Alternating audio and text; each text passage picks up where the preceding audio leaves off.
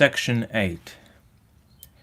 I found the palace of green porcelain when we approached it about noon, deserted and falling into ruin. Only ragged vestiges of glass remained in its windows, and great sheets of the green facing had fallen away from the corroded metallic framework. It lay very high upon a turfy down, and looking northeastward before I entered it, I was surprised to see a large estuary, or even creek, where I judged Wandsworth and Battersea must once have been. I thought then, though I never followed up the thought, of what might have happened or might be happening to the living things in the sea. The material of the palace proved on examination to be indeed porcelain, and along the face of it I saw an inscription in some unknown character. I thought, rather foolishly, that Weena might help me to interpret this, but I only learnt that the bare idea of writing had never entered her head. She always seemed to me, I fancy, more human than she was, perhaps because her affection was so human. Within the big valves of the door, which were open and broken, we found, instead of the customary hall, a long gallery lit by many side windows. At the first glance I was reminded of a museum.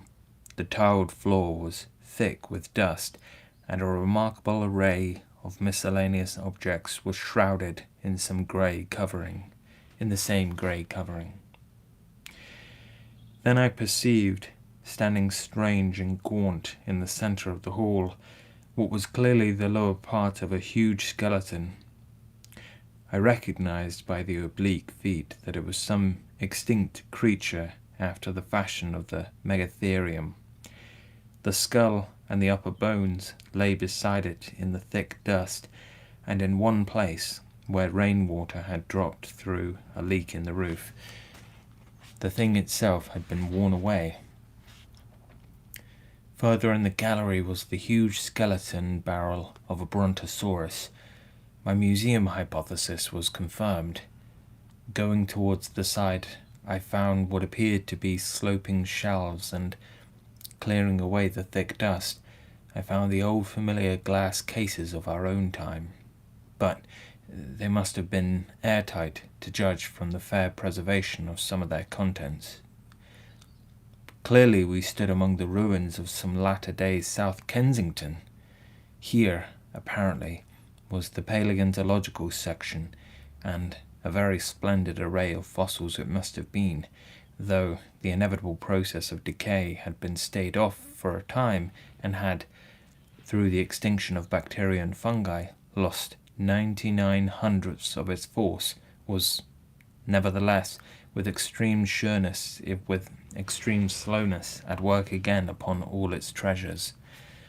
Here and there I found traces of the little people, in the shape of rare fossils broken to pieces or threaded in strings upon reeds. And the cases had in some instances been bodily removed by the Morlocks, as I judged. The place was very silent. The thick dust deadened our footsteps. Weena, who had been rolling a sea urchin down the sloping glass of a case, presently came, as I stared about me, and very quietly took my hand and stood beside me.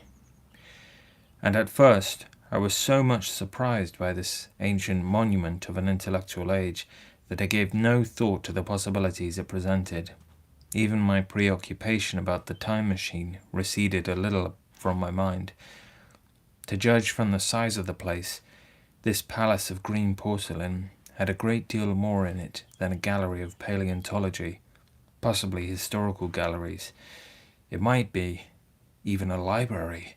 To me, at least, in my present circumstances, these would be vastly more interesting than this spectacle of old-time geology in decay. Exploring, I found another short gallery running transversely to the first. This appeared to be devoted to minerals, and the sight of a block of sulphur set my mind running on gunpowder, but I could find no saltpeter. Indeed, no nitrates of any kind. Doubtless they had deliquesced ages ago. Yet the sulphur hung in my mind and set up a train of thinking. As for the rest of the contents of that gallery, though on the whole they were the best preserved of all I saw, I had little interest. I am no specialist in mineralogy, and I went on down a very ruinous aisle running parallel to the first hall I had entered. Apparently, this section had been devoted to natural history, but everything had long since passed out of recognition. A few shriveled and blackened vestiges of what had once been stuffed animals, desiccated mummies in jars that had once held spirit, a brown dust of departed plants, that was all. I was sorry for that, because I should have been glad to trace the patient readjustments by which the conquest of animated nature had been attained. Then we came to a gallery of simply colossal proportions, but singularly ill-lit, the floor of it running downward at a slight angle from the end at which I entered. At intervals, white globes hung from the ceiling, many of them cracked and smashed, which suggested that originally the place had been artificially lit. Here I was more in my element, for rising on either side of me were the huge bulks of big machines, all greatly corroded and many broken down, but some still fairly complete. You know, I have a sudden weakness for mechanism, and I was inclined to linger among these, the more so as for the most part they had the interest of puzzles, and I could make only the vaguest guesses as what they were for. I fancied that if I could solve their puzzles, I should find myself in possession of powers that might be of use against the Morlocks. Suddenly, Weena came very close to my side, so suddenly that she startled me. Had it not been for her, I do not think I should have noticed that the floor of the gallery sloped at all. The end I had come in at was quite above ground, and was lit by rare, slit-like windows. As you went down the length, the ground came up against these windows, until at last there was a pit like the area of a London house before each, and only a narrow line of daylight at the top. I went slowly along, puzzling about the machines, and had been too intent upon them to notice the gradual diminution of the light until Weena's increasing apprehensions drew my attention. Then I saw that the gallery ran down at last into a thick darkness. I hesitated, and then, as I looked round me, I saw that the dust was less abundant and its surface less even. Further away towards the dimness, it appeared to be broken by a number of small, narrow footprints. My sense of the immediate presence of the Morlocks revived at that. I felt that I was wasting my time in this academic examination of machinery.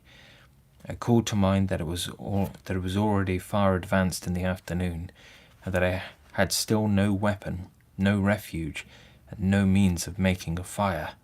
And then, down in the remote blackness of the gallery, I heard a peculiar pattering, and the same odd noises I had heard down the well. I took Weena's hand. Then, struck with a sudden idea, I left her and turned to a machine from which projected a lever not unlike those in a signal box. Clambering upon the stand and grasping this lever in my hands, I put all my weight upon it sideways. Suddenly, Weena, deserted in the central aisle, began to whimper. I had judged the strength of the lever pretty correctly, for it snapped after a minute's strain, and I rejoined her with a mace in my hand, more than sufficient, I judged, for any Morlock skull I might encounter. And I longed very much to kill a Morlock or so. Very inhuman, you may think, to want to go killing one's own descendants, but it was impossible somehow to feel any humanity in the things. Only my disinclination to leave Weena, and a persuasion that if I began to slake my thirst for murder, my time machine might suffer, restrained me from going straight down the gallery and killing the brutes I heard. Well, mace in one hand and Weena in the other, I went out of that gallery and into another and still larger one, which at the first glance reminded me of a military chapel hung with tattered flags. The brown and charred rags that hung from the sides of it I presently recognized as the decaying vestiges of books. They had long since dropped to pieces, and every semblance of print had left them, but here and there were warped boards and cracked metallic clasps that told the tale well enough. Had I been a literary man, I might, perhaps, have moralized upon the futility of all ambition, but, as it was, the thing that struck me with keenest force was the enormous waste of labour to which this sombre wilderness of rotting paper testified. At the time, I will confess, I thought chiefly of the philosophical transactions and my own 17 papers upon physical optics. Then, going up a broad staircase, we came to what may once have been a gallery of technical chemistry, and here I had not a little hope of useful discoveries. Except at one end, where the roof had collapsed, this gallery was well preserved. I went eagerly to every unbroken case, and at last, in one of the really airtight cases, I found a box of matches. Very eagerly I tried them. They were perfectly good. They were not even damp. I turned to Weena. "Dance!" I cried to her in her own tongue. For now I had a weapon indeed against the horrible creatures we feared, and so, in that derelict museum, upon the thick, soft carpeting of dust, to Weena's huge delight, I solemnly performed a kind of composite dance, whistling "The Land of the Leal" as cheerfully as I could. In part it was a modest can-can, in part a step dance, in part a skirt dance, so far as my tailcoat permitted, and in part original, for I am naturally inventive, as you know. Now, I still think that for this box of matches to have escaped the wear of time for immemorial years was most strange, as for me it was a most fortunate thing. Yet, oddly enough, I found a far unlikelier substance, and that was camphor. I found it in a sealed jar that by chance, I suppose, had been really hermetically sealed. I fancied at first that it was paraffin wax, and smashed the glass accordingly, but the odour of camphor was unmistakable. In the universal decay, this volatile substance had chanced to survive, perhaps through many thousands of centuries. It reminded me of a sepia painting I had once seen done from the ink of a fossil belemnite that must have perished and become fossilized millions of years ago. I was about to throw it away, but I remembered that it was inflammable, and burnt with a good bright flame was in fact an excellent candle, and I put it in my pocket. I found no explosives, however, nor any means of breaking down the bronze doors. As yet, my iron crowbar was the most helpful thing I had chanced upon. Nevertheless, I left that gallery greatly elated. I cannot tell you all the story of that long afternoon. It would require a great effort of memory to recall my explorations in Aurora. I remember a long gallery of rusting stands of arms, and how I hesitated between my crowbar and a hatchet or a sword. I could not carry both, however, and my bar of iron promised best against the bronze gates. There were numbers of guns, pistols, and rifles. The most were masses of rust, but many were of some new metal and still fairly sound. But any cartridges or powder went through gallery after gallery, dusty, silent, often ruinous. The exhibitions sometimes mere heaps of rust and lignite. It was after that, I think, that we came to a little open court within the palace. It was turfed and had 3 fruit trees, so we rested and refreshed ourselves. All defences against the Morlocks. I had matches. I had the camphor in my pocket too. If a blaze were needed, If a blaze were needed, it seemed to me that the best thing we could do